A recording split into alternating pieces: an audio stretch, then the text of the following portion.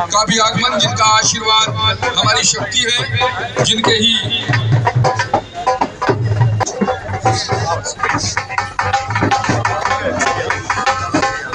पूज्य यमुना हमारे इस कार्यक्रम में गुरुदेव को प्रणाम और अभिनंदन।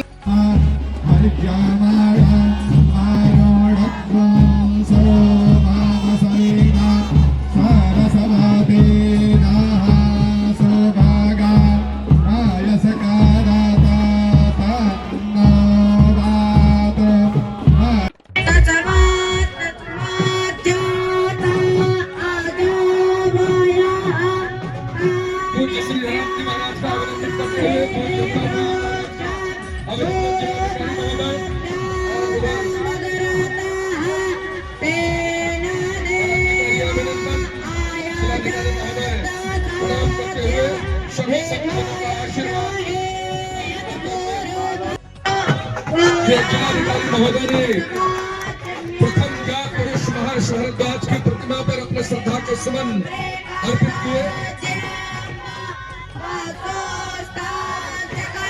गंगा बहाने वाले और इस तीर्थराज प्रयागराज को स्थापित करने वाले हमारे महान भगवान की उपाधि मिली है भारद्वाज ऋषि को। उनके सानिध्य में, उनके आशीर्वाद से आज हम सभी इकट्ठे हुए हैं और प्रयागराज विद्वत परिषद के तत्वाधान में आज एक कार्यक्रम आयोजित किया गया है। आज का दिन भी बहुत शुभ है। 8 जनवरी का दिन बहुत सोच समझ कर रखा गया है। इसके लिए भी मैं पूरी टीम को, पाठक जी को बधाई देना चाहूँगा कि इस कार्यक्रम को पिछले कई वर्षों से ये लगातार कराते आए हैं। और जैसा आपने अभी अपने वक्तव्य में कहा कि अगर पर्यटन के नक्शे में और उनके शेड्यूल में ये आ जाए तो और भी अच्छा होगा। तो इसके लिए मैं आश्वस्त करता हूँ कि इसको हम लोग जरूर करा लेंगे।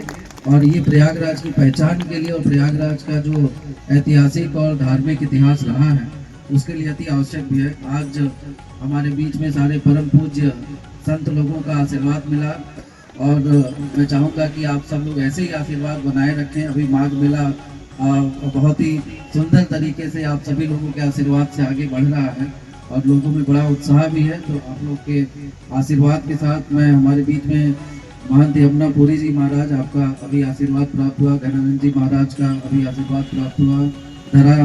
धराचार्य जी महाराज का आशीर्वाद अभी प्राप्त हुआ। सच्चा बाबा श्रृंगवीरपुर, सबका, सारे बाबा, हमारे संत महात्मा जितने भी यहाँ उपस्थित हैं और कई लोग, जैसा पाठक जी ने बताया कि कुछ लोग बीमार हैं या किन्हीं कारणों से नहीं आ पाए हैं, उन सभी संतों का आशीर्वाद बहुत आवश्यक है। और ये हमारी जो नगरी है, ये इसको तीर्थराज के रूप में जाना जाता है।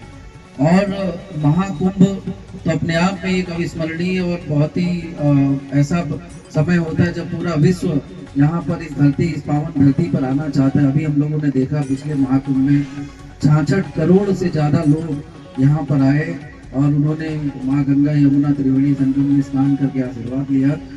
ये ऐसी पावन धरती पर कार्य करने का कोई भी मौका मिले तो ये बहुत ही भाग्य और किस्मत से मौका मिलता है। तो मैं सभी ऐसे महानुभावों का आभारी हूँ जिनके सानिध्य में हमें काम करने का मौका मिल रहा है। और एक हमें ज्ञापन आप लोगों ने जो दिया है कुछ बिंदुओं पर, मैं आप लोगों को आश्वस्त करता हूँ कि इसमें जल्दी से जल्दी हम लोग प्रभावी कार्रवाई करेंगे और ये सुनिश्चित करेंगे कि हमारा जो एक वैभवशाली इतिहास रहा है इस नगर का, वो उसी प्रभावी तरीके से आगे बढ़े।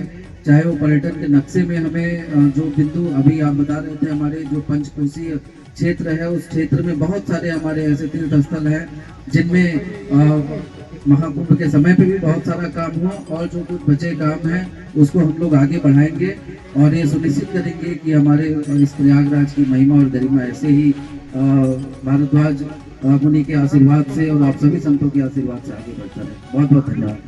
प्रयागराज के वैदिक पौराणिक तीर्थ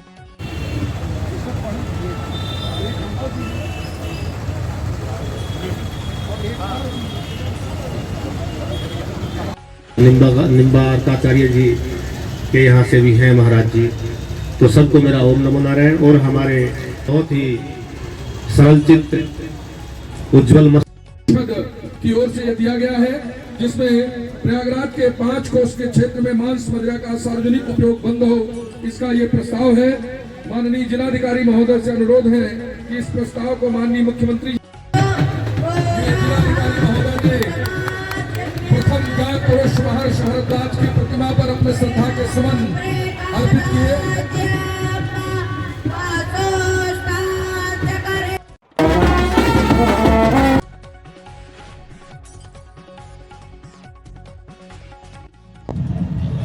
ऋषियों मन की गणना आती है, विमान शास्त्र के रचयिता ग्रंथों की उन्होंने रचना की है। आयुर्वेद से संबंधित भी अनुसंधानों की भारत भूमि को बड़ी भारी देन है।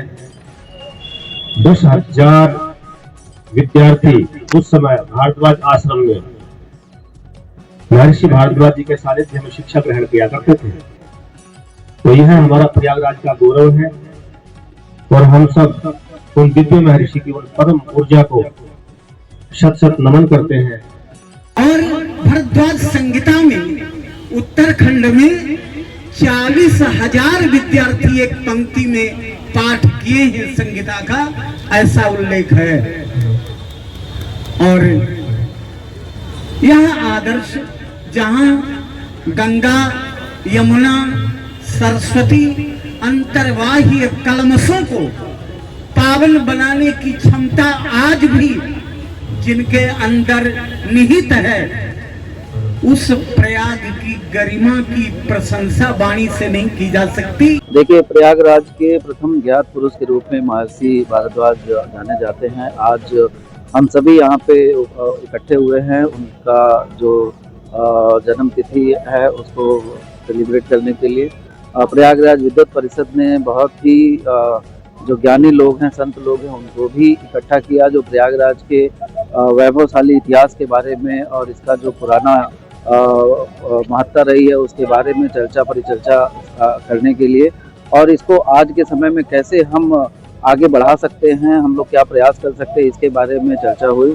कई सारे सुझाव भी आए और हम लोग उन सुझावों पर आगे कोशिश करेंगे कि क्योंकि महाकुंभ के कारण प्रयागराज का एक वैसे भी हर लोग इसकी महिमा के बारे में जानते हैं, तो जितने भी हमारे यहाँ पे धार्मिक स्थल हैं उनको पर्यटन के नक्शे पे स्थापित करके और एक टूरिज्म का सर्किट बनाते हुए हम लोग कैसे इसको आगे बढ़ा सकते हैं, इस पे विचार किया गया और भी कई बिंदुओं पर चर्चा हुई।